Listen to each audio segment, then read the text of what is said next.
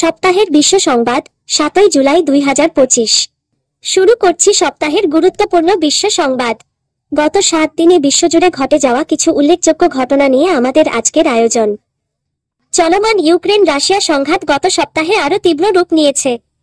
Russia ইউক্রেনের ওপর ব্যাপক ড্রোন ও ক্ষেপণাস্ত্র হামলা চালিয়েছে, যার প্রধান লক্ষ্য ছিল খেমেলনিতস্কি অঞ্চল। ইউক্রেনের বিমান বাহিনী জানিয়েছে, শনিবার রাতে তারা ৩২২টি ড্রোন ও ডিকয় শনাক্ত করেছে।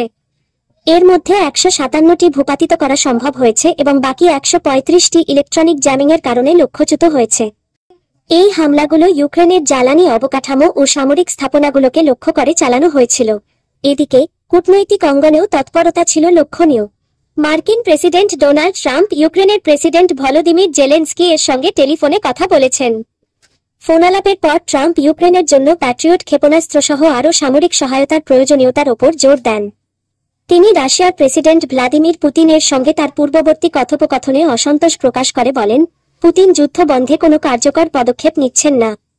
জেলেনস্কি ট্রাম্পের সঙ্গে তার ফোনালাপকে অত্যন্ত ফলপ্রসূ বলে অভিহিত করেছেন এবং বিমান প্রতিরক্ষা ব্যবস্থা নিয়ে আলোচনার কথা নিশ্চিত করেছেন। এরই মধ্যে যুক্তরাষ্ট্র ইউক্রেনে কিছু অস্ত্র সরবরাহ স্থগিত করেছে বলে খবর পাওয়া গেছে, যা কিয়েভের জন্য উদ্বেগ বাড়িয়েছে।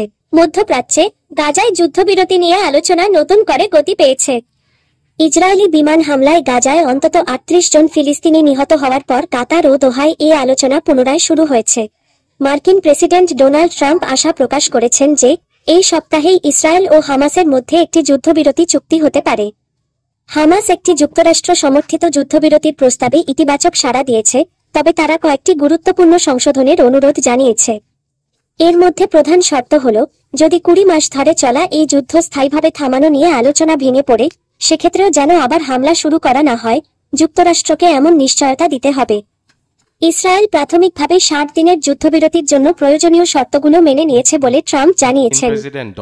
এখনো প্রায় ৫০ জন জিম্মি গাজায় আটকে রয়েছেন বলে ধারণা করা হচ্ছে, যাদের মধ্যে কমপক্ষে ২০ জন জীবিত আছেন।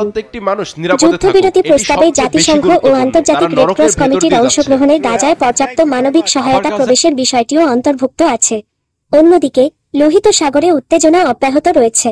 একটি মালবাহী জাহাজে ড্রোন ও গ্রেনেড হামলা চালানো হয়েছে, যার ফলে জাহাজের কর্মীরা জাহাজ ছেড়ে চলে যেতে বাধ্য হয়েছেন। এই ঘটনা আন্তর্জাতিক শিপিং রুটগুলোতে অস্থিরতা বাড়িয়েছে। ইরান ইসরায়েল ও যুক্তরাষ্ট্রের আক্রমণাত্মক যুদ্ধের জন্য তাদের জবাবদিহিও দাবি করেছে। প্রাকৃতিক দুর্যোগ, টেক্সাসে ভয়াবহ বন্যা এবং ইউরোপে তীব্র তাপপ্রবাহ। প্রাকৃতিক দুর্যোগের দিক থেকে যুক্তরাষ্ট্রের টেক্সাস অঙ্গরাজ্যে ভয়াবহ বন্যায় ব্যাপক ক্ষয়ক্ষতি হয়েছে। আকস্মিক বন্যায় নিহতের সংখ্যা আশঙ্কাজনকভাবে বেড়েছে। শেষ খবর পাওয়া পর্যন্ত অন্তত ৪৩ জন মারা গেছেন, যাদের মধ্যে ১৫ জন শিশু। সামার ক্যাম্পে থাকা ২৭ জন শিশু এখনও নিখোঁজ রয়েছে এবং তাদের সন্ধানে শত শত উদ্ধারকর্মী অভিযান চালিয়ে যাচ্ছেন। গুয়াদালুপ নদীর পানি মাত্র ৪৫ মিনিটের মধ্যে ২৬ ফুট বেড়ে যাওয়ায় এই ভয়াবহ বন্যা সৃষ্টি হয়েছে, যা ইতিহাসের দ্বিতীয় সর্বোচ্চ বলে জানা গেছে। টেক্সাসের গভর্নর গ্রেগ অ্যাবট বর্ধিত দুর্যোগ ঘোষণাপত্রে স্বাক্ষর করেছেন এবং অনুসন্ধান অভিযান জোরদার করার নির্দেশ দিয়েছেন। একই সময়ে ইউরোপের স্পেন, ইতালি ও ফ্রান্সে তীব্র তাপপ্রবাহ জনজীবন বিপর্যস্ত করে তুলেছে। বেশ কয়েকজনের মৃত্যু হয়েছে এবং শত শত মানুষ হিটস্ট্রোকে আক্রান্ত হয়ে হাসপাতালে ভর্তি হয়েছেন। চরম তাপমাত্রার কারণে অনেক স্থানে রেড অ্যালার্ট জারি করা হয়েছে। অন্যান্য আন্তর্জাতিক খবর। অন্যান্য গুরুত্বপূর্ণ আন্তর্জাতিক খবরগুলোর মধ্যে রয়েছে ব্রিক্স সম্মেলন। ব্রাজিলে অনুষ্ঠিত ব্রিক্স সম্মেলনে গাজা পরিস্থিতি এবং বিশ্বব্যাপী বিভিন্ন অর্থনৈতিক সংকট নিয়ে আলোচনা হয়েছে। চীনা প্রেসিডেন্ট শি জিনপিং এই সম্মেলনে অনুপস্থিত ছিলেন, যা আলোচনার কেন্দ্রবিন্দু ছিল। পাকিস্তানে ভবন ধস। পাকিস্তানে একটি আবাসিক ভবন ধসে অন্তত ১৬ জন নিহত হয়েছেন।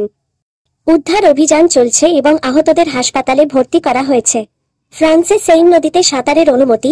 ১ শতাব্দীরও বেশি সময় পর ফ্রান্সের সেইন নদীতে সাঁতারের অনুমতি দেওয়া হয়েছে। পরিবেশ দূষণ রোধে দীর্ঘ প্রচেষ্টার ফলস্বরূপ এই সিদ্ধান্ত নেওয়া হয়েছে, বিশেষ করে প্যারিস অলিম্পিক গেমসের আগে, যেখানে সাঁতারের ইভেন্টগুলি সেইন নদীতে অনুষ্ঠিত হবে। এলন মাস্কের নতুন রাজনৈতিক দল। বিশ্বের শীর্ষ ধনী এলন মাস্ক যুক্তরাষ্ট্রে আমেরিকা পার্টি নামে একটি নতুন রাজনৈতিক দল গঠনের ঘোষণা দিয়েছেন। তার মালিকানাধীন সামাজিক যোগাযোগ মাধ্যম এক্স, সাবেক টুইটার, তিনি এই ঘোষণা দেন।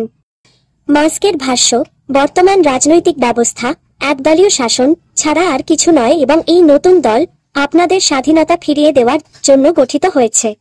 এই ছিল গত 7 দিনের বিশ্বজুড়ে ঘটে যাওয়া কিছু গুরুত্বপূর্ণ ঘটনা। আগামী সপ্তাহে আবারও হাজির হব নতুন সব খবর নিয়ে। ততক্ষণ পর্যন্ত আমাদের সঙ্গেই থাকুন।